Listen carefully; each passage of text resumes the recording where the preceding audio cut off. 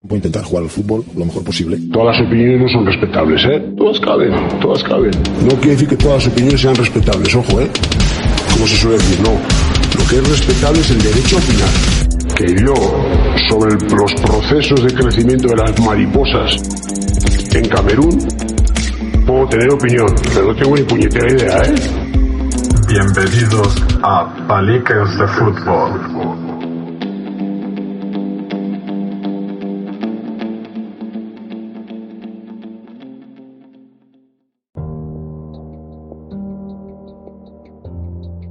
Muy buenas y bienvenidos a este quinto episodio de Palicas de Fútbol. Mi nombre es Ancor y hoy traemos al podcast al alma, al editor, al creador de los podcasts, porque si esperan por mí, vamos, yo no tengo ni idea todavía. Traemos a Jesús, que ahora le daré paso. Voy a decir como yo lo llamo, pero mejor vamos a dar el apodo para los que me conocen. Y nada, él es un chico que entrené. En realidad no lo entrené tantos años, lo entrené creo que 3 años y poco. No, ni eso, 2 años y poco. Pero bueno, he creado un vínculo con él, diría que de amor-odio en muchos momentos. Pero bueno, él emigró a Inglaterra en busca de seguir sumando experiencias al fútbol. Pasó de ser futbolista a formarse como entrenador. Tiene 24 años y ha ejercido como entrenador personal, que se ha formado como entrenador personal. Como digo, es entrenador, creo que nivel 2 y ha tenido experiencia como entrenador, pero bueno, le voy a meter en un aprieto. Creo que no va a ir por donde él cree la pregunta que le voy a hacer o el tema que le voy a formular, y así que vamos a ver si lo hago sufrir un rato y sacamos un podcast entretenido, dinámico, y que él se encargue después de editarlo y de subirlo, que para eso no le pago, pero bueno, es su trabajo, así se va soltando un poquito en el tema. Lo dicho, Jesús, todo tuyo, espero que te sea menos y nada, bienvenido al podcast. Muchas gracias por invitarme, encantado de estar aquí y a ver qué me tiene preparado. Pues vamos a ver el temita que te meto, a ver, que llevas sufriendo 3 o 4 días. Sí, a ver, el tema. ¿Qué llevarías después de tu experiencia del fútbol aquí en Tenerife, el fútbol que has vivido, al fútbol que viviste en Inglaterra cuando llegaste y viceversa? ¿Y qué crees que cambiarías de ambos fútbol? Agüita. A pensar. Y tanto. Pues, para dar un poco de contexto, yo me vine a Inglaterra a jugar a fútbol en una academia cuando tenía 19 años. Y vine aquí sin saber nada de inglés. O sea, no sabía nada, no sabía cómo comunicarme con los entrenadores, jugadores, etcétera, etcétera. Y era el periodo de adaptación siempre es muy complicado de hacer, porque te sientes que eres menos jugador por el hecho de no saber qué te están diciendo, y hay veces que ya en la bronca simplemente por no entenderles, y como jugador te afecta mentalmente. Cosas que implantaría del fútbol de Tenerife o de España aquí. En fútbol base, sobre todo, implantaría el hecho de que cada equipo tiene su estructura desde que son chiquititos. Eso aquí no se lleva tanto. Hay lo que se llama el grassroots football, que es simplemente equipos que se forman a lo mejor desde under 6, o sea, alevines, benjamines hasta juveniles, y no tienen regional. Y eso es lo que se denomina grassroots. Y no está esa metodología o ese desarrollo de base de decir, jugadores que tenemos ahora los vamos a desarrollar para llevarlos a un primer equipo, porque especialmente aquí en Londres los primeros equipos son Arsenal, Crystal Palace, Tottenham, Chelsea. O sea, hay demasiados equipos profesionales para competir. Después, si te vas a la Champions, tienes el Brentford, tienes al QPR, tienes un montón de equipos que son profesionales, y cualquier jugador que destaca en esos grassroots teams se los llevan. Y así es como funciona. A ellos no les interesa desarrollar a un jugador o tener un jugador que no sea desarrollable. Si me entiende. Aquí hay mucha gente que se queda por el camino por el simple hecho de decir no vale, y con 13, 14 años dejan de jugar fútbol porque ya no valen.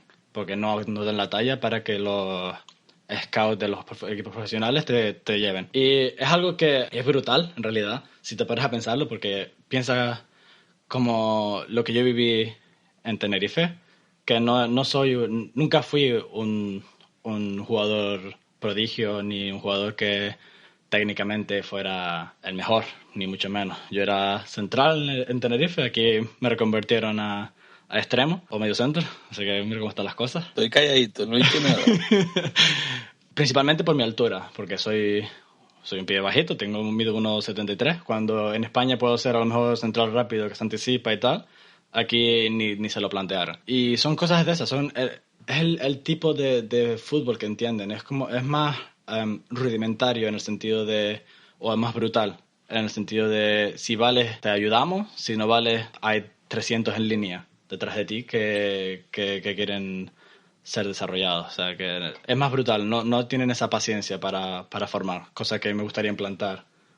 Y equipos que he entrenado de categoría infantil y superior, siempre intento desarrollar a todo el mundo, cosa que vaya en contra de lo que es aquí, y me he metido en problemas por ese mismo motivo. Cosas que llevaría de aquí para allá es la pasión del mismo sentido de que si vales, juegas, si no vales, no juegas. Tienen una pasión arraigada de sentimiento de club, por decirlo así. O sea, si un equipo de grassroots, de los que te han llevado desde que eres chiquitito hasta que eres edad juvenil, no se molesta ni ir para arriba, te ha desarrollado, siempre tiene esa gratitud con ese entrenador o con ese club. Y siempre, como se dice, siempre tienen ese de ahí vengo yo, no voy saltando de aquí para allá. Existe ahora, en los últimos años sí que he visto, los últimos 2 años sí que he visto muchos jugadores que ya hacen como en España, que si no juego aquí me voy allá y van saltando de diferentes equipos, pero los que de verdad sienten los colores, porque es en la zona en la que viven, sobre todo, se suele desarrollar por zonas donde viven,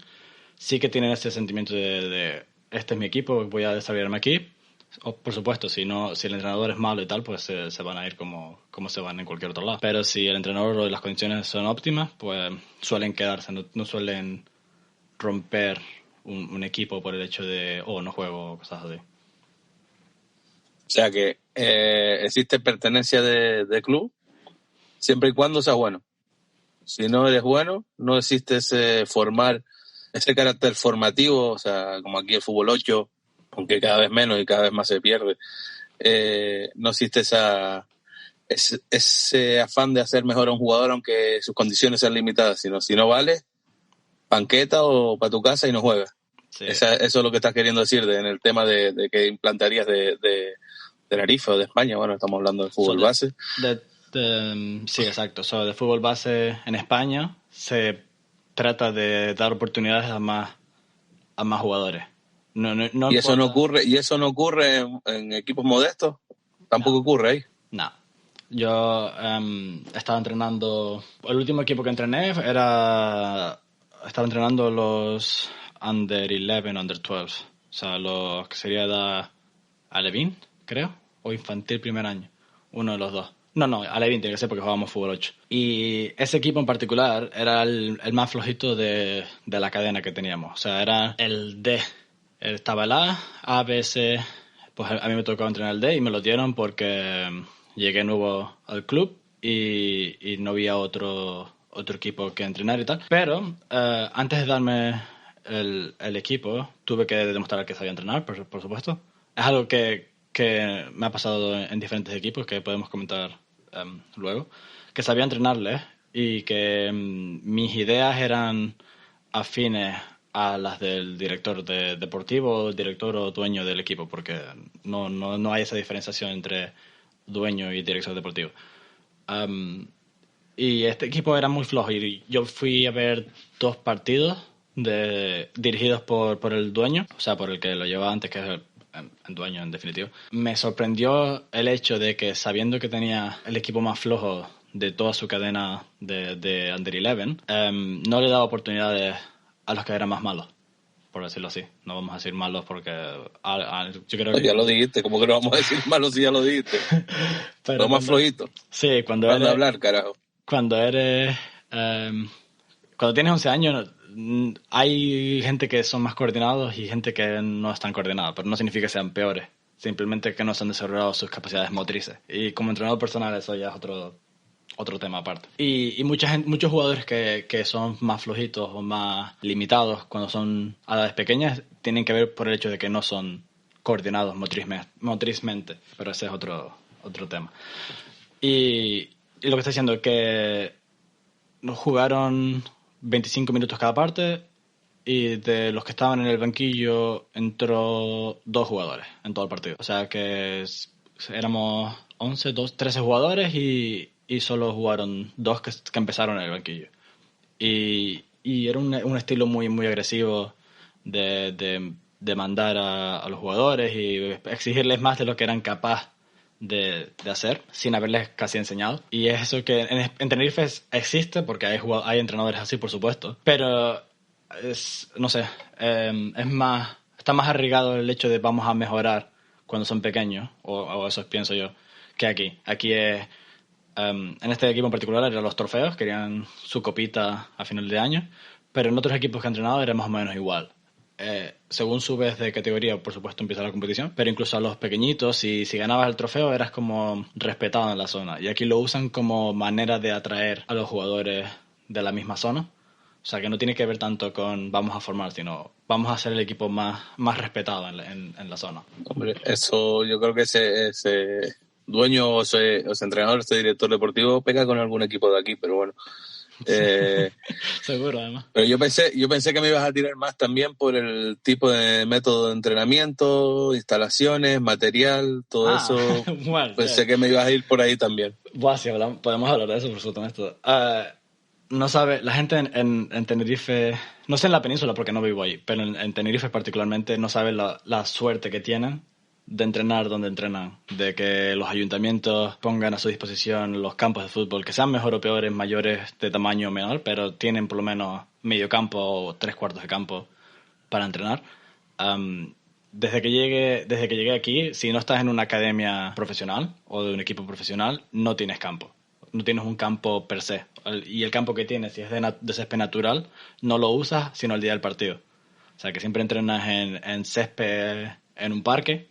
He entrenado, no sé cuántos equipos he entrenado en una esplanada que es simplemente un parque público, con 2 porterías que lo ponen, que es común eso aquí. Ponen, son los parques públicos que tienen porterías de fútbol 11 y de fútbol 7, depende de la zona. Y ahí es donde entrenan la mayor parte de los equipos modestos de aquí. No tienen esa cantidad de material. Después, en términos de materiales, el entrenador es el que lleva todo el material. Los conos, los petos, los balones, las postas, si quiere usar postas, todo eso lo tiene que ver en su coche. Y para más Henry, aquí llueve muchísimo y estamos jugando en natural el 100% del tiempo, a no ser que tengas que alquiles un campo de 4G. 4G es el artificial de toda la vida, pero el moderno. A no ser que alquiles eso, los balones se te embarran, los petos se te embarran, las postas, todo eso. Y todo eso acaba en el coche cuando se acaba el entrenamiento y se lo llevan. Y tienes que limpiar los petos, o sea, si lo limpian, porque no es algo que sea común tampoco.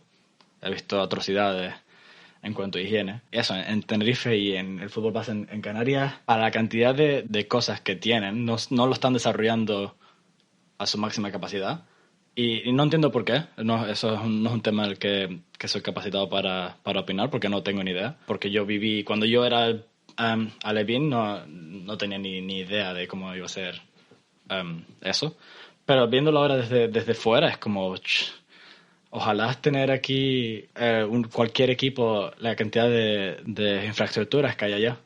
Porque es lo más que choca aquí es que entrenas en el campo. O sea, es un campo de papas. Y juegas. Y si eres capaz de jugar bien ahí, vas a jugar bien en cualquier otro lado. Es algo que me gustaría implementar aquí, pero realísticamente es imposible, porque es demasiada gente para la infraestructura. Mientras que allí tenemos la suerte de que tenemos infraestructura para albergar la gente. Sí, pero bueno, ahora entiende cuando los más viejos les decíamos a ustedes, y hablo en primera persona porque te he entrenado, cuando les he dicho, si nosotros hubiéramos tenido todas estas instalaciones, si nosotros hubiéramos tenido este material, al final, igual que me lo decían a mí, los mayores que me entrenaban y tal, ustedes, o sea, lo que estás viviendo tú allá, lo que has vivido tú allá, es lo que nosotros vivimos aquí, aunque sí teníamos las instalaciones, por lo general los campos siempre han estado, pero en tema de material, en tema de entrenamiento, y te digo por qué aquí no se aprovecha,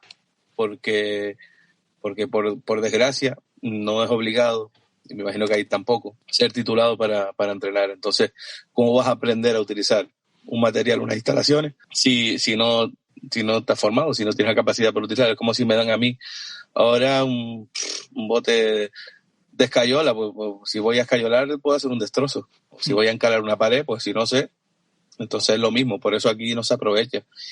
Yendo a la formación, aquí se ha implantado el título ahora, el nivel de monitor, que se llama UEFA C, mientras que ahí en Inglaterra son 5 niveles, porque para tener acceso a un UEFA Pro tienes que llorar sangre.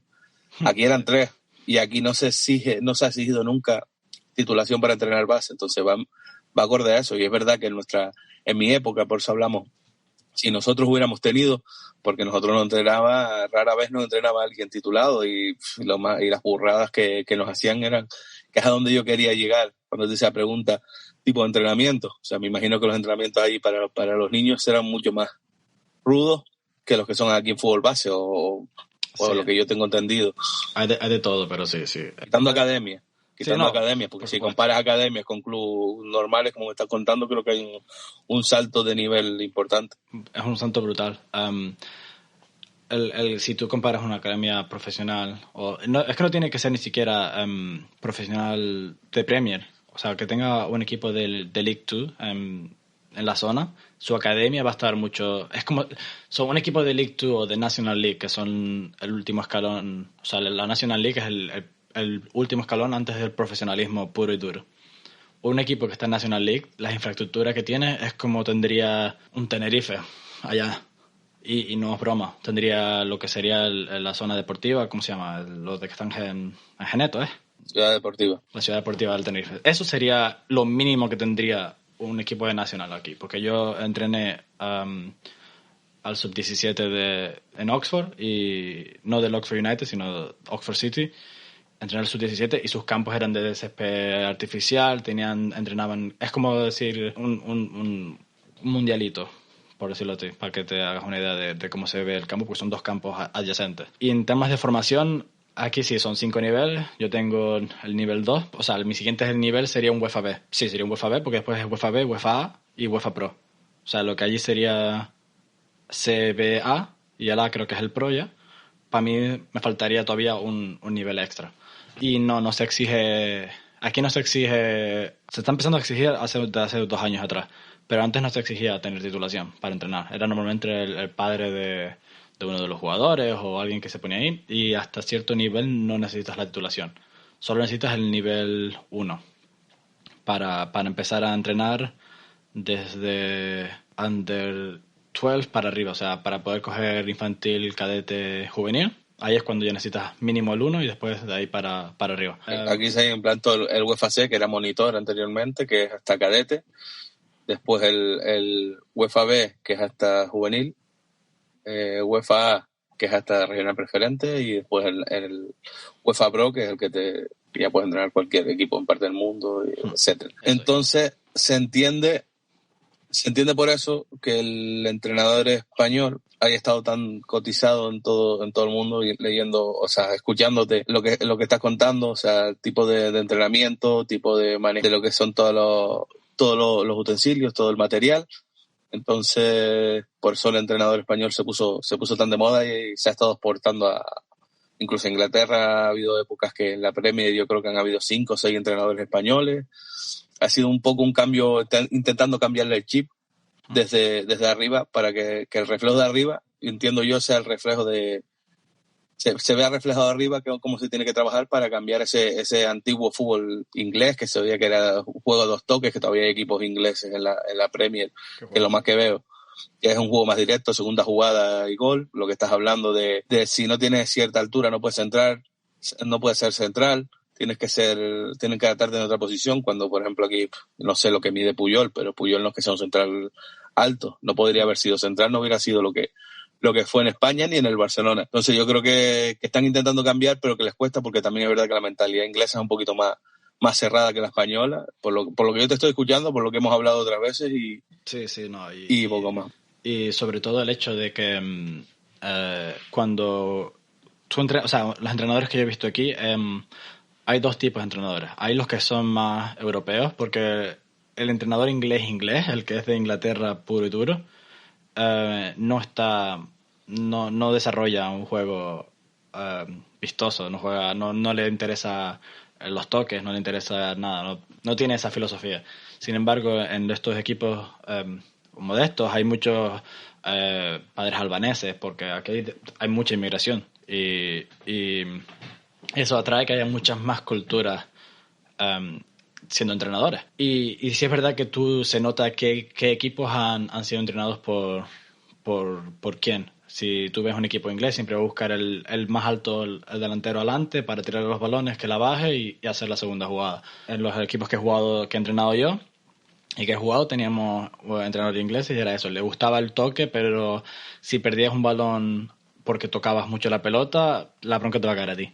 No había ese pensamiento de, no, lo intentaste, o buena jugada, o vi la idea que intentaste y no te salió. No existe ese feedback por parte de los entrenadores, sino es simplemente porque la perdiste cuando no tenías que haberla perdido. Ahí estamos hablando de competición pura. Pero claro, dándole una vuelta a todo lo que hemos hablado, también tiene mucho que ver con el campo de entrenamiento. O sea, si estás hablando que entrenas en parque, que llueve con frecuencia, se embarra el campo, es imposible trabajar ese tipo de mecanismos, ese tipo de salida de balón, ese tipo de circulación de balón rápido. Al final se han tenido que adaptar. Si no tienen unas instalaciones donde entrenar, donde el balón siga rodando, donde el césped filtre, o las instalaciones tengan un desagüe rápido que pueda, al final, pues, o que esté techado, que hay academias que tienen instalaciones cerradas y equipos. Si no tienes eso, pues al final, si el campo está embarrado, si las botas te pesan 1,5 kilos, pues al final tienes que jugar balón largo, segunda jugada. Al final va un poco todo unido. Te condicionas, ¿sí? Primero tienes que mejorar las instalaciones para poder, o sea, es empezar la casa por el tejado. Si tú traes un entrenador, por ponerte un ejemplo, imagínate Guardiola, que el City no tuviera todas las instalaciones y todos los medios que tiene, y fichas un entrenador, o bueno, quita Guardiola, un Paco Gémez, un Setién, un entrenador que prima el juego por encima de todo. Si lo llevas ahí, intenta implantar una metodología en un club de esos, si no tienes instalaciones, si el campo está embarrado, es imposible. O sea, al final vas a tener que empezar por poner instalaciones, por tener los medios para poder empezar a trabajar ese tipo de fútbol. Si no, al final siempre va a haber ese corte que separará los equipos modestos de las academias y de los clubes profesionales. Sí, y ese corte es mucho más acentuado aquí, porque las academias disponen del dinero, para empezar, y el pibe que destaca en los campos de tierra, de césped aquí, que son campos de papa, el que destaca ahí, cuando lo llevas a un campo que puede jugar y que puede controlar la pelota, a poco que sea avispado, coge mucha más técnica y calidad que los que llevan entrenando toda la vida en un césped liso. Por el simple hecho de que los que entrenan en un césped liso lo tienen por sentado, lo dan por... Y lo digo porque yo soy de esa generación. Yo empecé a jugar en el 2002 y empecé cuando cambiaron el estadio, el que tenía yo, lo cambiaron de tierra a césped artificial. O sea que yo no he tocado tierra, sino muy, muy esporádicamente. Y venir aquí y jugar en el césped natural 5 veces a la semana entrenando más partidos, fue como... Me pesan los pies, me pesan 10 kilos cada uno, más de lo que era. Era 10 veces más lento. Y es ese cambio y el tipo de entrenamiento también. Lo que hablamos antes, los entrenamientos aquí son más físicos, mucho más físicos. pero es el mero hecho de que necesitas acostumbrarte a que los pies no te pesen, a estar ligero cuando el campo parece la guerra del Vietnam, todo embarrado. Es diferentes situaciones y diferentes puntos de vista o diferentes maneras de entender el fútbol que están condicionadas por factores externos, pero no quita que aunque sean condicionadas puedas seguir intentando formar jugadores. Porque si tu club, en este caso, que no es barato pertenecer a un club aquí, aunque sea de fútbol base, se lo puede permitir, intenta alquilar un campo de césped artificial, que no es tan caro por una vez a la semana, ¿me entiendes? Que en esos días que puedas alquilarlo, pues se puede implantar diferentes ejercicios y tal, pero no se toma la molestia de hacer eso. Pues sí. Pues resumiendo un poco, al final de Inglaterra, entiendo, o de ese fútbol, importarías hacia el fútbol que conocemos aquí ese agradecimiento, ese sentimiento de club, ese que no quiere decir que si te llega una oferta mejor no te vayas, sino simplemente ese agradecimiento, ese sentido de ese agradecimiento básicamente al club que te ha formado, a los entrenadores que te han dedicado tiempo, etcétera, etcétera, incluso diciéndome las condiciones en las que están ahí, porque entiendo que al pibe que arriman, que no juega, no tendrá ni mucho sentimiento de club ni mucho agradecimiento a ese entrenador. No, la verdad es que no. Pero bueno, importaría eso que siempre le contamos los más viejos de ese sacrificio, ese saber sufrir, ese saber aprovechar cada oportunidad, lo importarías para acá. Por supuesto. El mero hecho de que aquí en invierno, o sea, ahora este año no por el COVID, por supuesto, pero en invierno, o sea, desde ahora diciembre, enero, de que vuelven las competiciones, hasta marzo, juegan a -4 grados en césped por fuera, el césped congelado. Se tiene que hacer muchísimos partidos por el hecho de que el césped está congelado. Y los pibes siguen yendo. O sea, yo entrenaba a pibes cadetes que se levantaban, porque los partidos son tempranos, no es como allá que los cadetes juegan a las 12 o a la 1 del mediodía y con el solito y tal, sino que aquí se tiene que levantar. El partido empezaba a las 10 más tardar de la mañana. O sea que tenía que levantarse a lo mejor a las 7, porque aquí todo está a kilómetros, y ir. Y se buscaban la vida y aparecían. O sea, que es ese sentimiento de sacrificio y saber que si el entrenador está ahí levantándose a las 10 de la mañana, el jugador se tiene que levantar y aparecer, no dejar colgado. Que cuando ya crecen se cambia un poco, sí, pero mientras son chiquitos y los padres también hacen el sacrificio, pues siempre no tienes esos mayores problemas de decir, el jugador no se quiere sacrificar por venir. Y estamos a -4. O sea que implantarías también o importarías o quitarías aquí el sentimiento de esos padres. Hay que temprano, hay que el niño se lesiona, hay que hace frío, hay que suspendan el partido. O sea, esa flojera de los padres y bueno, no me iba a quedar sin decirlo. O sea, esa tontería que tienen los padres aquí, que por todo hay que suspender, que por todo no se va a entrenar, que por todo... Eso lo importarías también. Yo lo firmaba en un contrato. Pero bueno. Es el hecho de que allí hay, 12 grados, lo más bajo que puede haber en invierno. Y estamos hablando de que aquí estamos a menos... Hoy no, pero que hacemos a menos un buen día. Pero normalmente estamos a -3, -2, -1. O sea, que el césped... Tú pisas en el césped y tus dedos se congelan. Y juegas con los dedos congelados el 80% del partido.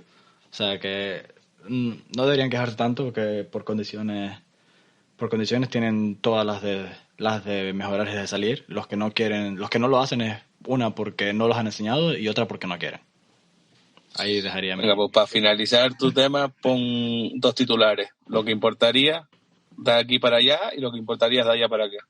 Lo que importaría de Inglaterra a España es el sacrificio tanto de los padres como de los jugadores por estar ahí, por jugar, por echar una mano a los clubes, porque la mayoría de los clubes aquí están financiados por los padres. No vamos a mentir en eso. Lo que importaría de España para aquí es las infraestructuras, el desarrollo de jugadores, el no apartar a las primeras de cambio cuando un jugador no vale, sino seguir formándolo hasta que sea una edad de competición, por lo menos. Pues que no fue tan difícil, no sufriste tanto. Y que te toca, venga, que yo no tengo miedo a nada.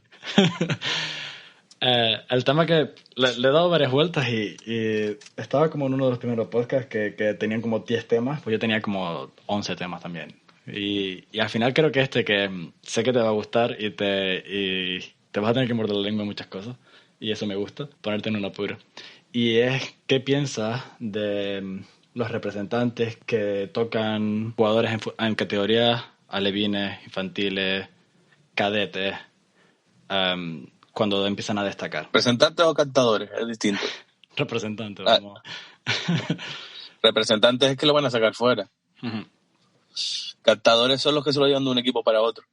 Para los dos tengo para darle. O sea, bueno, pues si quieres hablo de los dos, a mí me da igual. Sí, empecemos por los representantes y más para ahondar para especificar un poco más. ¿Qué opinas de eso, de que sean menores de edad o en edad que no tengan comprensión y se les quiera sacar de su entorno para llevarlos a tercera, a otra parte? Bueno. En ese tema, o sea, hay que diferenciar un jugador de 14, 15 años, 16, yo eso no, siempre que sea en beneficio del chico, no tengo ningún tipo de problema. De hecho, es que lo veo hasta necesario porque vivimos en una isla donde, aunque contrario a lo que la opinión de casi todo el mundo, no creo que el Tenerife haga un mal trabajo en cantera. O sea, siempre se saca el tema de Pedri, se saca el tema de Pedrito, se saca el tema de X jugadores que llegan profesionales y no pasan por el Tenerife, que no dieron la oportunidad, pero también es verdad que hay muchos que están y eso de que en el Tenerife juegan los hijos de y los amigos de, eso es un mito extendido, por lo menos es verdad que los hay, pero no son malos. O sea, y los jugadores no se pueden captar a todos. Y después está el tema que estamos hablando, de representantes, padres, no es tan fácil. En categorías más bajas, yo lo veo un poco pronto. ¿Qué pasa? Y hay que tenerlo muy en cuenta. Que muchas veces los representantes lo que hacen es aprovecharse de los padres. Porque al final, si yo tengo 12 años y yo destaco, yo tengo ambición, y yo estoy en mi equipo y destaco en mi equipo, el niño no tiene esa capacidad o no me he encontrado yo sino algún caso aislado que quiera salir a un Tenerife, un Barcelona, un Madrid, un Villarreal, o sea, son los padres los que quieren que su hijo prospere, no para que sea profesional muchas veces, porque hay veces que, pues, te digo, 14, 15, 16 años, yo creo que un momento, quizás 15, 16, es la edad buena para salir cuando cadete segundo año, pasas a juvenil, incluso cadete primer año, por eso meto 14, es momento de romperla, de intentar romperla y aprovechar tu oportunidad. Pero es que el problema de los representantes es que aprovechan la ambición de los padres, que no son en buscar un futuro para su hijo, es retirarse, que su hijo lo retire. Entonces los representantes, hay representantes y representantes, hay agencias de representación y agencias de representación. Las hay. Y yo tengo casos cercanos donde incluso le buscan a los chicos pruebas en equipo y no se lo dicen hasta una semana antes para que el pibe no se monte una película, para que no se monte una película. De hecho, le piden que no comenten nada para que todo se lleve de una forma normal. Y después hay otros que es que meten a pibes bueno, tengo un caso muy, muy cercano y de hace, no sé si mes y medio, 2 meses, 3 meses, no recuerdo, donde está asociado con una agencia de representación. Recomendaron a un jugador, a un portero, teniendo 3 porteros superiores en su vamos a decir, en su escuela. Uh-huh. A no decir quién es. Y simplemente recomendaron al otro porque era amigote de su padre. Entonces, ¿qué pasa? Que cuando los representantes o agencias de representación se mueven por intereses que no son los del chico, porque al final, si el chico vale y tú lo tienes firmado, tú vas a ganar dinero. Y tú lo vas a representar y tú vas a sacar tu tanto por ciento. Ahora, si a ti lo que te interesa es este padre que te está metiendo presión o este padre que lo ves más necesitado, le pides pasta, hay que pagar el pasaje, paga el pasaje, del pasaje te llevas un tanto por ciento. Es un tema muy complicado que no conozco mucho porque nunca me ha gustado la representación y soy de los que piensa que un jugador debe tener representante cuando ya tenga opciones de ser alguien. Mientras tanto, un familiar vale. Padre, porque al final si un padre o una madre o un tío tiene la cabeza bien amoblada, entiende de fútbol, al final va a buscar el beneficio de su familiar, de su hijo, de su sobrino, de su hija. Sin embargo, un representante va a buscar su beneficio. Si no me eres rentable, yo a ti no te represento, no te muevo y sabes muy bien de lo que hablo. Sí. Sabes perfectamente de lo que hablo. ¿Qué más? Los representantes son necesarios cuando son necesarios. De resto, para mí son un inconveniente al fútbol y son un freno a los chicos. Y es vete a este equipo porque me llevo mayor tanto por ciento, tengo mayor posibilidad o tengo más contacto, puedo meter más chicos por aquí y me abren más puertas para meter chicos que realmente, yo qué sé, tienes a delantero, poner la situación más fácil de entender, un delantero que hace muchos goles, goleador que no tiene nada al otro mundo, pero es un goleador nato. Y yo tengo amigos que eran infinitamente superiores a su hermano, técnicamente, pero el hermano, balón que cogía, balón que iba para adentro. Y el que fue bueno fue el menos dotado técnicamente, pero el que hacía más goles. Pues bueno, tienes un jugador de eso y te lo llevas por no decir nombres, al tanzanito. Al tanzanito que tiene 4 delanteros iguales, pero tiene las puertas más abiertas. Tú no estás mirando porque ese chico vaya a tener más minutos o más oportunidades. Y te pueden vender, no, pero es que la competición lo hace mejor, lo que tú quieras. Si tú no juegas, no mejora. Si tú no tienes opciones de tener minutos, no mejora. Y hay un caso, y no lo conozco directamente, pero bueno, acaba de salir cedido al Mirandés, que es Cristo González, el Tenerife. Estaba en el Real Madrid, estaba en el Tenerife, fue al Real Madrid Castilla, hecho buenas temporadas. Lo vendió el Madrid, no me acuerdo por cuánto, al Udinese. No jugó un partido con el Udinese. Cedido el año pasado al Huesca en segunda y este año al Mirandés. Quizás ese no era el mejor lugar para él desarrollarse. Quizás era el mejor lugar económico, donde más le pagaban al jugador. Entonces yo creo que el representante no le hizo un favor. Económico sí, deportivo no. Así que le vamos dando vueltas siempre a lo mismo. Ahí entramos a lo mismo. ¿Cuáles son las aspiraciones de uno y otro? Al fin y al cabo, el fútbol es un negocio y los representantes son parte de ese negocio. Y en mi opinión, yo creo que es lo que tú dices, un representante que va buscando nuevos prodigios no debería ser capaz de hacer ese negocio tan fácil, porque muchas veces engañan a los padres, prometiéndoles el oro y el moro, que se sabe, o sea, no es nada nuevo. Fraudes hay en todos los ámbitos deportivos, o sea, que no es que sea simplemente del fútbol. Me hace reflexionar o preguntarme que si exigimos una titulación para los entrenadores, para que entrenen en el fútbol base, deberíamos exigir una o más de una titulación para poder ser representante de menores. Porque igual que no dejarías a tu hijo con alguien que no confías, porque lo vas a dejar con alguien que lo acabas de conocer a lo mejor en ese partido que fue a ver. ¿Me entiendes? No sé qué opinas tú en eso. Hay un caso que no me acuerdo el nombre. Era un chico de color que los torneos estos que hacían Canal Plus de torneos de Navidad, torneos internacionales, etcétera, de fútbol, que eran infantiles pero jugaban fútbol 7 o fútbol 8. Había un chico de color del Barcelona, no me acuerdo el nombre, que era súper grande, como suele ocurrir, súper alto y se inflaba a meter goles porque era más fuerte que los demás, era enorme. La persona que lo llevó, cuando el chico fue creciendo, es como todo, se va igualando la fuerza y se va igualando la calidad y según sube las categorías, o trabajas o mejoras o lo que te hacía bueno o lo que te hacía diferente a los demás chicos, que al final este chico era la potencia, porque era más potente que los demás, se va igualando. Si yo no recuerdo mal, la última vez que me contaron, y esto hace mucho, chico cuando llegó a una categoría que no podía, ya no destacaba igual, ya no era válido, la persona que lo llevó, el Barcelona ya dejó de contar con él, porque creo que era el Barcelona, a lo mejor me estoy yendo y no era el Barcelona, pero bueno, al caso el ejemplo es lo mismo. La persona que lo llevó, que lo representó, que lo metió en el Barcelona no contó con él, en vez de buscar el equipo, cuando el pibe llegó a los 18, creo que fue, lo dejó.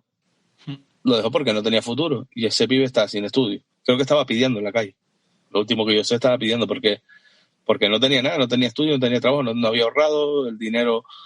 Pues la persona que lo llevó tampoco es que en esas edades se haga mucho dinero. No se preocupó del futuro. De hecho, por cosas como esas, son los casos estos y las sanciones que se están metiendo a los grandes clubes, porque los grandes clubes no pueden hacer eso y desentenderse de un jugador aunque tenga 18 años ya. O sea, tú has movido a un chico a lo mejor de Senegal, porque las condiciones brutales, de Senegal a España o a Manchester, que también ha estado sancionado, y cuando el jugador a la hora, deportivamente hablando, ya no te es rentable o no te es válido, claro, tú como club no tienes ninguna responsabilidad, pero y la persona que lo ha llevado hasta allí se entienden, es que son malos representantes, pero se entienden y esos chicos quedan, porque en muchos casos no van ni con la familia, porque sí, cuando son menores de X edad sí se supone que tienen que ir con la familia, pero si no van con la familia, esos chicos quedan y pues de ahí es una parte de las sanciones que hay a los grandes clubes por traspasos de menores, es por eso. Entonces, tema de los representantes, te digo, no entiendo ni quiero entender porque no me parece que como es un negocio, pero es un negocio sucio muchas veces. Y los que van a representar muchas veces no miran por el bien único y exclusivamente del jugador y deportivo, sino ven dinero, y es lógico, ven dinero. No, yo no digo que se metan a perder dinero, pero que tampoco puede ser que tú perjudiques la carrera de un deportivo a un pibe por ganar 4 duros, porque yo, si es un familiar mío, te hago lo imposible, la vida imposible. Hago visible todo lo que ha ocurrido y pues te digo que conozco muchísimos casos, pero bueno, es algo que no me gusta, no me llena, ni me interesa. Yo cuando me toque a alguien directo que tenga la suerte de que destaque y que pueda aconsejarle y lo sabe, le aconsejaré lo que yo creo que es mejor para él deportivamente y sin afán de ganar dinero. A mí me es indiferente. Es eso, es buscar qué te motiva o qué ha motivado a ese representante o aquí hay una frase de so-called, que es simplemente alguien que se hace ver, o sea, aparenta ser representante, pero en realidad es una persona como tú y como yo que a lo mejor sabe de fútbol, que hay una pelota y 22 jugadores, nada más. Y volvemos a eso, al final el fútbol y el fútbol base no hay formación en general. Creo que ese es el principal problema. Y no hay formación no solo a los jugadores en ese sentido, sino a los familiares, a lo que rodea un club. Yo pienso que sería interesante crear jornadas formativas, pero para los familiares de las categorías en las que pueda haber representantes involucrados o que puedan haber... Eso se hace. Eso se hace, pero es un fracaso. Se hace. Hay clubes que lo hacen. Tú pruebas ser Hay coordinadores de padres, está la figura de coordinadores de padres. Uh-huh. De hecho, yo estuve a punto, lo que pasa es que se torció todo, de contactar no. Yo tenía hablado y tenía el presupuesto. La última escuela de fútbol que estuve llevando, uh-huh. Un psicólogo deportivo, una empresa que se dedicaba a la psicología, lo conocí en un curso de formación por casualidad y estuve hablando con él y me pasó presupuesto. Lo que pasa es que después no pasó lo que pasó y no se pudo hacer, en el que íbamos a hacer jornadas para los entrenadores, jornadas para los jugadores y jornadas para los padres. ¿Sabes cuántos padres se apuntaron? Ninguno. Los que no te dan problemas, los que no son ambiciosos. O sea, los padres que van a acudir a todo eso que tú estás proponiendo son los que no te dan problemas, los que quieren lo mejor para su hijo, los que quieren que su hijo aprenda, que su hijo se divierta, no el que quiere que su hijo gane, no el que quiere que su hijo sea profesional ya. O sea, todos esos padres tóxicos es como cuando hay un padre que la lía en una grada.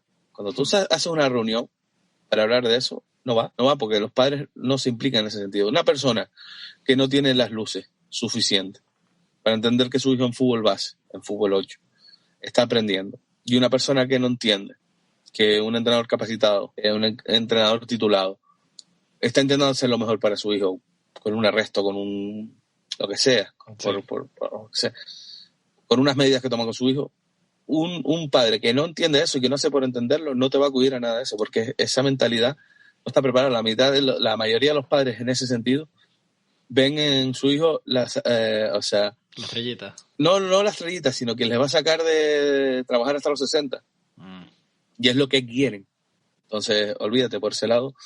Olvídate, porque tú puedes intentar, salvo que sea obligatorio ir, y tú no puedes obligar a una persona mayor de edad a ir, porque sería cruel. La única forma de obligarlos a acudir es que si no acudes tu hijo no juega. Y tampoco tiene que pagar los chicos, los niños o las niñas porque los padres son unos caburros. Pero la realidad es que no se puede porque tiene que haber al final el fútbol, siempre lo digo, es un reflejo de la sociedad. ¿Y cómo está la sociedad? Pues, ¿por qué el fútbol es un reflejo de la sociedad? En España, en Tenerife, porque es el deporte mayoritario. Vas a Estados Unidos y donde te ves más follones es en la NBA, en el béisbol, uh-huh. Porque son los deportes mayoritarios. No es que el fútbol aquí, porque la gente dice, no, es que un partido de fútbol es súper tóxico, la grada, que se da para otro tema. No, es la sociedad. Lo que pasa es que es el deporte mayoritario, es donde más gente hay. Uh-huh. Y después, el otro tema, por donde yo me desvié, que es lo que yo quería tocar, que es lo más que me toca a mí la moral, son los captadores. Los captadores, que no representantes. Conozco buenos captadores, muy pocos, y después los captadores en general, que les da igual tocar a un pibe que le prometen al padre que coja un equipo, que le dan, incluso yo he escuchado que al padre que no es entrenador, le dan un equipo que entrene para que se traiga a su hijo y a 2 amigos. Sí, eso ya Los cantadores de equipos no profesionales, lo siento mucho, pero valen para poco la mayoría, valen para poco. Y rompiendo equipos por romper equipos, no lo comparto, y es una cosa que me toca las narices. Y sobre todo cuando no hablan con el club primero, sino hablan con el padre, con el pibe, lo convencen, le venden la moto. Y bueno, cuando ya estás en categoría de competición, como me pasó a mí esta semana más atrás, pues te tienes que aguantar porque estás compitiendo. Y bueno, pues es lo que hay. Pero para hacer un equipazo en Benjamines, para hacer un equipazo en Prebenjamines, para hacer un equipazo en Alevines, no lo entiendo ni en el Tenerife. Y eso que el Tenerife tiene que tener lo mejor de lo mejor. Pero yo soy de los que piensa que el Tenerife no debería tener categoría base en Tenerife. En la situación que tenemos, no hablo en Península, sino Tenerife. El Club Deportivo Tenerife no debería tener categoría base hasta cadete. ¿Por qué? Porque ¿con quién compite? Si todos los años le quitas los 3 mejores al equipo puntero del sur, al del norte, al de capital, ¿con quién compite Tenerife? Con nadie. Te pegas partidos en los que toca para no hacer gol. O sea, Tenerife no debería tener, para mí, captadores, y ahí es donde entraría el buen captador, que es donde yo quería llegar. Debería tener captadores que deberían ser entrenadores del Tenerife, desde mi punto de vista. Deberían ser entrenadores que se dediquen a captar, pero no a captar para allá, sino, creo que se está empezando a hacer, pero sí que teniendo categoría. En el sur, dos captadores y que vayan viendo partidos en el sur, y a los chicos que les guste, pues llegar a un acuerdo con los clubes y poner un ejemplo. Martes en Arona, miércoles en Cabo Blanco y jueves en Los Cristianos, entrenamiento de jugadores de los diferentes equipos. Ellos han captado y hacen un entrenamiento y le hacen un seguimiento. En el norte exactamente igual, en Capital exactamente igual. Tienes 7, 8, 10 captadores viendo fútbol, entrenando a los chicos, 3, poniendo 3 entrenamientos en los que vayan un día, 2 días, los que puedan, que no coincidan con el equipo, y los tienes controlados y ves la evolución y le vas enseñando y vas sobre todo hablando de técnica, táctica, etcétera. Cuando eso ocurre, cuando llegas a cadete tienes una base de datos brutal, vas a tener a los mejores jugadores de la isla controlados y ya tú podrás decir este para el cadete, este para el cadete, este para el cadete, este para el cadete. De resto, los captadores a nivel de equipos normales aquí, creo que es ir robando de un lado para llevar para otro. Te digo, hay buenos captadores que lo hacen bien, que hablan con el club, oye, me interesa este jugador, aquí va a crecer, bla, bla, bla. Partiendo de la base que yo creo que un pibe se tiene que mover poco en los primeros años de su vida futbolística, considero que más vale que si estás bien entrenado, tienes buenas condiciones, el club tiene las infraestructuras o te proporciona el alimento necesario, o sea, el alimento, entiéndase, instalaciones, sí, material, entrenador, entrenamientos, etcétera. Más vale ser, y creo que lo hablaba en el podcast que San Gabri, hablo de ese tema, o sea, más vale destacar en tu equipo, porque ahora cambia un poco con las redes sociales, pero antes era no sé quién de no sé qué equipo, ibas allí y estaba allí. Ahora los jugadores cambian mucho de equipo por eso, por los captadores. Aquí te prometo lo mejor. Y al final, yo quiero tener al mejor delantero, o al mejor delantero, aquel delantero se lo estoy quitando para que no me haga daño. Y yo tengo 3, que es lo que hablaba antes de representantes también. Sí. Y después aquí vas a jugar lo poquito. A lo mejor te interesa jugar mucho allí, o que cuando des ya en el alevín la estés rompiendo para el infantil, a jugar en el infantil y dar un pasito más. Pero es mi punto de vista. No espero que lo compartan, pero no me van a cambiar la idea tampoco, porque lo viví en primera persona y lo he llevado a cabo toda mi vida como entrenador. En ese sentido yo pienso que creo que se comentó en el podcast de la semana pasada, el que haces con Gabri, que todos los equipos base del Tenerife no tienen por qué competir contra el Tenerife, en el sentido de es más fácil que el Tenerife se bifurque o haga una red de lo que estás diciendo tú, una red de scouting, en este caso captadores que sepan qué jugadores están destacando en qué categoría, y yo lo llevaría no incluso ni a cadetes. Yo dejaría que los cadetes se siguieran formando en sus clubes de origen y ya empezar a juvenil cuando ya tienes una división de honor. O bueno, ahora con el trafego que hicieron con la autonómica, la cadete autonómica, quizá eso se pueda cambiar. O sea, pero aparte de eso, el campeón de de Tenerife juega con el campeón de Las Palmas y entre los dos van al campeonato de España de cadete, o sea, tiene que ser en cadete sí o sí. Vale. Porque hay una competición nacional. Bueno, pues más razón entonces, pues dejémoslo en cadete.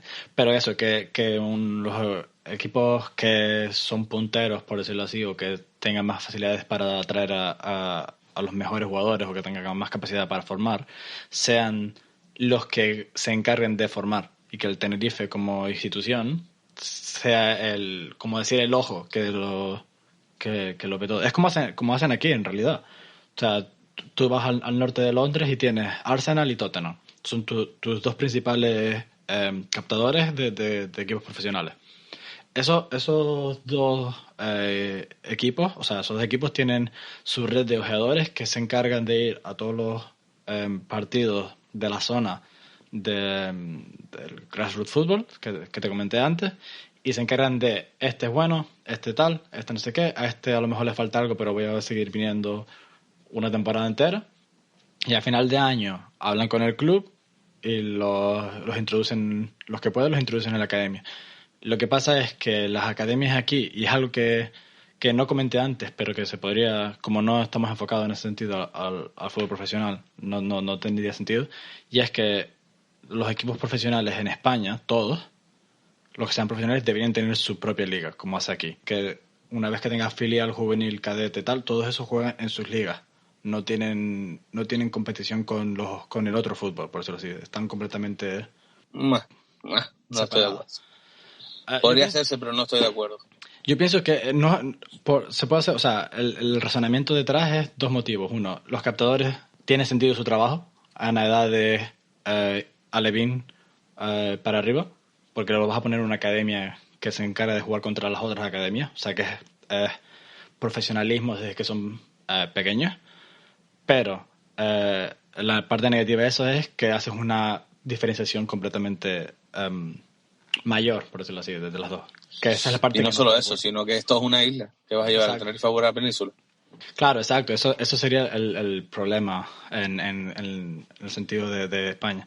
Pero lo que está comentando de los captadores, y ya con eso acabó mi intervención en esta parte, es los equipos base de Tenerife. Si tú consigues que el Tenerife no tenga de cadete para abajo y simplemente se encargue de ver la progresión de los diferentes jugadores, una vez que lleguen a la edad de competir, quitas el chip de los demás equipos de, oh no, pero es que me lo roban porque yo quiero ganar el trofeo. Si tú quitas ese chip, se carga, si lo formo, consigo más dinero por los derechos de formación, por los derechos de cada vez que se haga un traspaso internacional cobran extras. Es cambiar el chip de podemos hacer que Tenerife sea un ecosistema que alimenta a nuestro equipo referente, como se comentó en el podcast pasado, y además hacemos que todas las infraestructuras y todo eso se mejore. ¿Qué pasa? Que ahí entra el ego de los captadores, de los clubes, y ahí es cuando empiezan los problemas. Y aparte del ego es que yo como presidente, yo como entrenador, yo como director deportivo, como lo que sea, voy a estar en este club 1 año, 2 años, 3 años. Ni qué carajo me importa. Estoy hablando irónicamente, o estoy hablando no irónicamente, pues no es mi caso, pero bueno, a mí qué carajo me importa que el Chacarita Junior dentro de 5 años reciba 30.000 euros por el traspaso de no sé quién y mejores infraestructuras. A mí lo que me importa es que yo salí campeón, o que como presidente o dueño, como tú hablabas allá en Inglaterra, este año gané 4 copas. Una cosa de la que yo me siento orgulloso como coordinador del club en el que estuve. Y además fue el tema del Balón de Oro al Juego Limpio que se instauró aquí hace 4 o 5 años, no me acuerdo, en Tenerife, donde en 3 años nos llevamos 6 balones de oro al Juego Limpio, en fútbol 8. Bueno, infantil entraba también. Y que un año de 4 equipos que optaban, nos llevamos 3. Yo me siento más orgulloso de eso que de haber sido campeón. Yo lo siento. Porque estamos formando. Y mientras esa mentalidad no cambie, es donde, ¿de qué sirve? ¿De qué sirve que tú pongas los mecanismos que tú quieras si no tienes una forma de obligar o de hacer cumplir que un niño juegue mínimo medio tiempo o que un niño juegue mínimo 25 minutos? No tiene forma de hacerlo. No tiene forma, porque en el fútbol regional hace años creo que ya ha ido cambiando.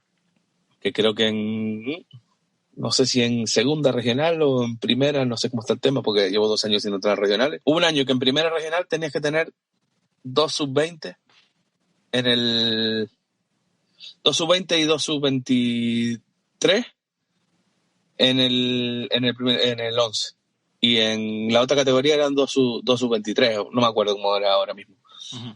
Y lo que se hacía era había equipos, incluso del Hierro, de La Palma, de La Gomera, que traían un cadete, lo ponían y lo cambiaban a los 3 minutos para cumplir con la medida. O sea que al final todos los mecanismos que intentas instaurar los vamos a hacer malos los directivos, los entrenadores, los captadores, los directores deportivos, etcétera. O sea, la conclusión que yo saco es que o cambiamos nosotros el chip o da igual los mecanismos que tengamos, siempre se va a hacer. Es como el modelo de clasificación para diferentes ligas. En Las Palmas, por ejemplo, son ligas fijas, el que está en preferente tiene que mantener la categoría incluso en alevines, benjamines, y aquí se juega un torneo, una preliga para la clasificación para donde te toca, y aún así se hacen trampas para que entrar en primera y ser campeón en vez de competir en la categoría que los niños están capacitados, que es preferente. O sea que es absurdo que tú crees mecanismos cuando lo que no estamos capacitados somos los que estamos al frente y al mando de los chicos y de los clubes. No sé cómo se podría arreglar eso. No sé si la federación... No hay forma. Si no cambiamos el chip, si no somos mejores personas, y no somos mejores presidentes, y no somos mejores captadores, y no somos mejores representantes, y no somos mejores entrenadores, no vamos a conseguir mejores jugadores. Porque si somos egoístas de arriba, los niños, ¿qué van a transmitir? Si no somos mejores familiares, mejores padres, si nosotros no le transmitimos al chico que tiene que ir a divertirse, a aprender y a mejorar, sino que tiene que ir a ganar, el chico va a ir a ganar. O sea, no le pidas al chico que sea buen compañero, o no le pidas al chico que le dé un pase, si tiene opción de dar un pase para que meta el gol, si tú te le estás ofreciendo 2 euros por cada gol que meta. ¿Entiendes? Si tú le preguntas cómo quedaste, ganaste, cuántos goles metiste, no le pidas que el chico salga a divertirse, sale a ganar, sale a meter goles. O sea, si nosotros no cambiamos como personas, no hay mecanismo. No hay mecanismos, porque puedo proponerle, por ejemplo, a Menjado, por cada pase de gol que des te doy 1 euro. Que a lo mejor voy a acabar, primero, que voy a ser yo solo, el que lo hace, y segundo, va a acabar que si va a meter un gol prefiere dárselo al que viene, incluso fallarlo, que por ganarse el euro, los 2 euros. Sí, que no hay mecanismo bueno. Yo creo que esto es un cambio que tiene que darse muy y que tiene que salir de los jugadores, muy lento, que tiene que venir de los jugadores según van creciendo, o de la formación, pero yo no le veo salida. Yo no le veo ningún mecanismo que pueda ser determinante. Una manera, y creo que sí se puede hacer con hasta edad Levin, no sé si, porque ahora, por ejemplo, aquí en Inglaterra, ahora con el Brexit está todo diferente, por supuesto. Pero lo que quisieron ahora implementar aquí es porque quieren hacer justamente eso, quieren desarrollar jugadores ingleses sobre traer, exportar o importar jugadores extranjeros. Es que hasta los 16 años ningún jugador puede venir aquí. Y cuando tengas 16 tienes que cumplir ciertos requisitos que no puede entrar ningún jugador extranjero porque quieren formar a los de aquí. Y para llevarlo a una base más local, yo pienso que si la nave nodriza, por decirlo así, que sería el Tenerife o el representante de toda la isla, no es capaz de imponer eso, debería ser la federación que hasta edad cadete no se puedan mover jugadores de club a club si no es por peticiones propias de los padres o del hijo en este caso. Que no pueda, pero va a ser petición, pero es que siempre es con el beneplácito del padre y de los chicos. O sea, claro, pero ¿qué va a hacer la federación? Tú no te puedes ir de un club si tú no lo solicitas. Pero si no, ya está, y quedas libre cada año. Y al final de año tú eres libre de ir a donde quieras. ¿Qué haces? ¿Retenerlo? No puedes retenerlo. Antes se retenía hasta cadete. Cadete segundo año. Cuando firmabas la ficha, estabas retenido hasta el segundo año regional. Eso se hacía antes. Ya es ilegal. Eso es una brutalidad. Eso tampoco es eso. Pero cuando tú acabas cada año en fútbol 8, cada vez que acabas cada año quedas libre. O sea, no tienes mecanismo. Porque este año no te ficho. En enero está fichado ya el Tenerife. En junio. Uh-huh. Entonces no tampoco ese mecanismo te vale. O sea, eso tiene que ser un cambio de chip. Y lo que tú estás diciendo en Inglaterra, eso se hizo hace años en España. y años te estoy hablando, yo no había nacido. Y siempre hay mecanismos para que un pibe vaya para allá. Un cambio de residencia, se acabó. Un trabajo, le ofrecen un trabajo. Cambio de residencia a los padres, se va para allá. Tú no puedes retener al pibe aquí. Y tú no puedes decirle que no puede jugar a fútbol en Inglaterra. No, está claro. Pero Llega al club, un tío que destaca con 13 años, que es muy bueno, trabaja al padre y a la madre en el club, en la cafetería y en el que sea, inflando los balones. Cambio de residencia, que le dice al pibe de 13 años que no puede jugar. No se puede hacer. Lo están haciendo por motivos políticos, por supuesto. En este caso no prima. No, lo están haciendo porque están viendo que la Premier se está llenando de jugadores extranjeros cuando eso no ocurría. Y que Inglaterra que no es competitiva a nivel de candidato a ganar una gran competición, no sé cuántos años. Entonces tienen que buscar la manera. Buscar la manera, sí. Pues sí, yo creo que eso resume bastante bien lo que el debate sobre los captadores, ¿no?